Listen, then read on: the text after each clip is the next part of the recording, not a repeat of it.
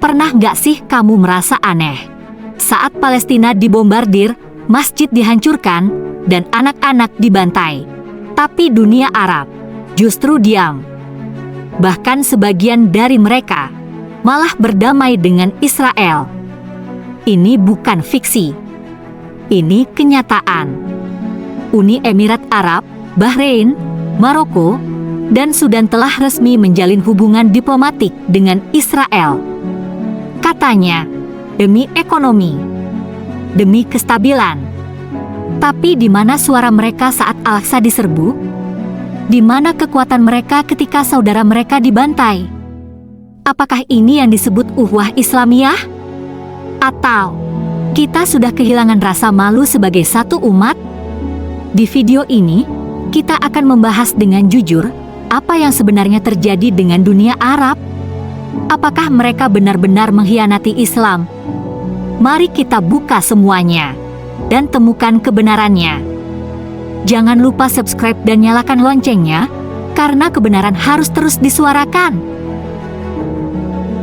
Pada tahun 2020, menjadi titik balik dalam sejarah dunia Arab dan konflik Palestina. Untuk pertama kalinya dalam beberapa dekade, sejumlah negara Arab secara resmi membuka hubungan diplomatik dengan Israel. Uni Emirat Arab, Bahrain, Maroko, dan Sudan, negara-negara yang selama ini dikenal sebagai bagian dari dunia Islam, kini menandatangani perjanjian damai dengan Israel yang dikenal dengan nama Abraham Accords. Mereka berdalih, ini demi perdamaian, kemajuan teknologi, dan investasi ekonomi.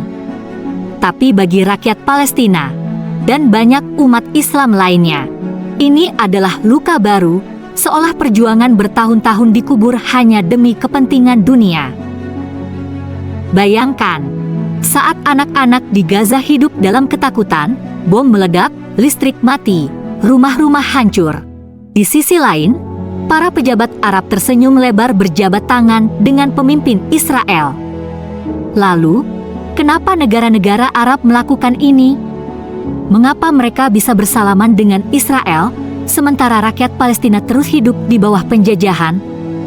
Jawabannya, kepentingan. Yang pertama, kepentingan nasional dan ekonomi.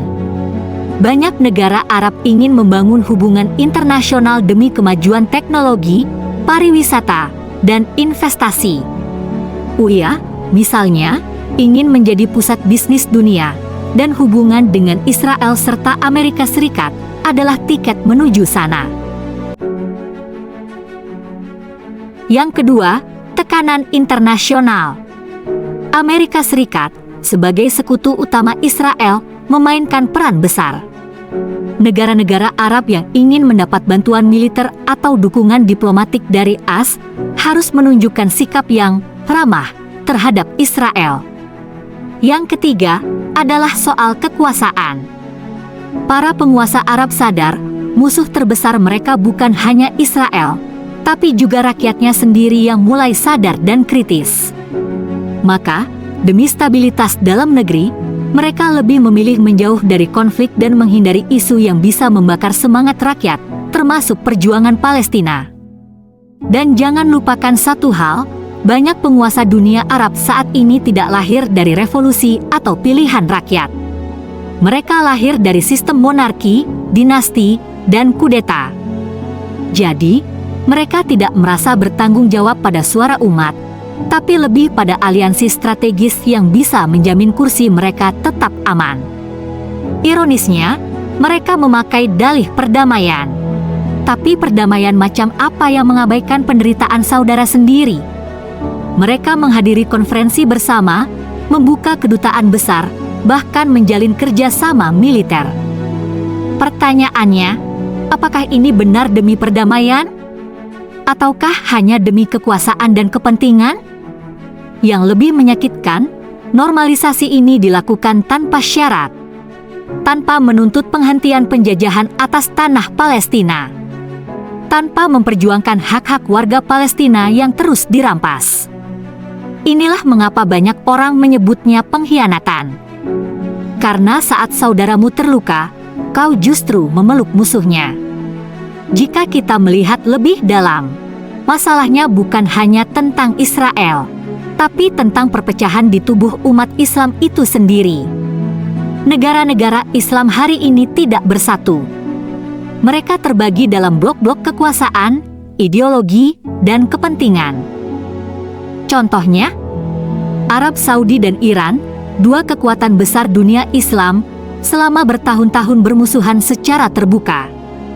Perbedaan Sunni dan Syiah jadi bahan bakar konflik regional yang tak berkesudahan. Lalu ada konflik di Yaman, di mana negara-negara Arab terlibat dalam perang saudara yang menghancurkan rakyat sipil. Ribuan orang mati, tapi dunia Islam diam. Qatar diboikot oleh tetangganya sendiri. Suriah hancur karena perebutan kekuasaan. Libya, Irak, dan Lebanon semua dihantui konflik internal tanpa akhir. Semua ini membuat kita sadar, umat Islam tidak bisa menyatu bukan karena kekurangan musuh dari luar, tapi karena terlalu banyak perpecahan di dalam. Sementara umat sibuk bertengkar soal mazhab, bertengkar soal bendera dan politik, penjajahan atas Palestina terus berlangsung. Musuh kita tersenyum karena mereka tahu perpecahan adalah senjata paling ampuh melawan Islam. Dan selama umat Islam lebih sibuk menyerang sesamanya daripada melawan kezaliman, maka penderitaan akan terus menjadi bagian dari sejarah kita. Islam adalah agama yang sempurna. Ia mengajarkan keadilan, kepemimpinan yang amanah, dan keberpihakan pada yang tertindas. Tapi sayangnya, banyak pemimpin negara-negara Islam, termasuk di dunia Arab, justru meninggalkan nilai-nilai itu demi kekuasaan. Mereka memakai simbol Islam, tapi menolak kritik dari para ulama. Mereka mengklaim melindungi syariah, tapi membiarkan korupsi dan kezaliman tumbuh subur. Banyak ulama yang bersuara, ditangkap, dibungkam, atau bahkan diasingkan.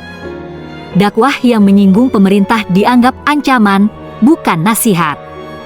Sementara rakyat berteriak meminta keadilan, pemerintah justru sibuk membangun istana, membeli senjata, dan menjaga relasi diplomatiknya. Mereka takut kehilangan kursi, lebih daripada takut kehilangan ridha Allah. Dan ironisnya, sebagian besar dari mereka tidak lahir dari proses demokrasi, tapi dari sistem warisan, monarki, atau hasil kudeta. Itulah sebabnya mereka tidak merasa harus mendengar suara rakyat. Bahkan ketika rakyatnya bersuara untuk Palestina, mereka diam. Bahkan ketika kiblat pertama Islam dijajah, mereka memilih aman, menjaga citra, dan menjaga relasi dagang.